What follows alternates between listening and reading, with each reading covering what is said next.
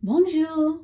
Hi, my name is Melissa Donport from Mia Cucina Food Tours, and today we're visiting Chantilly in France. It's around 20 minutes north of Paris, and it's famous for its architecture, the most magnificent cathedrals. It has its own Notre Dame, famous for its beautiful lace work and fine porcelain.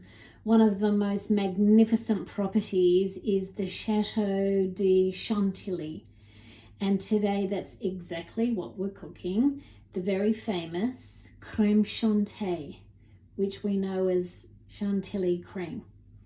So a couple of things. First thing is, where possible, to use fresh vanilla bean. It's not always available and sometimes very expensive. Cream, we use thickened cream. In Australia it is called thickened cream. It has a little bit of gelatin in it which keeps its hold, and we will be using a little bit of icing sugar. Once we've cut the vanilla bean in half, you can see here the seeds. It's the seeds which we scrape out of the center of the vanilla bean. And this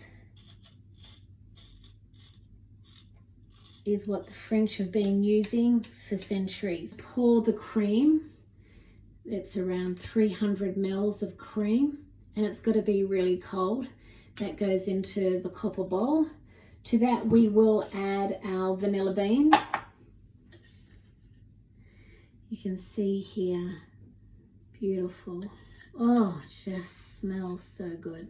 The vanilla bean goes into the cream, and then we're going to add roughly a tablespoon, little less, of icing sugar.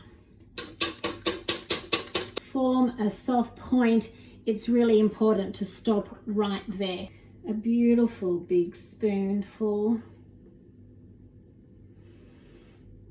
on top of our berries, the Chantilly cream, and then to decorate it, some beautiful fresh homegrown mint, and there we are.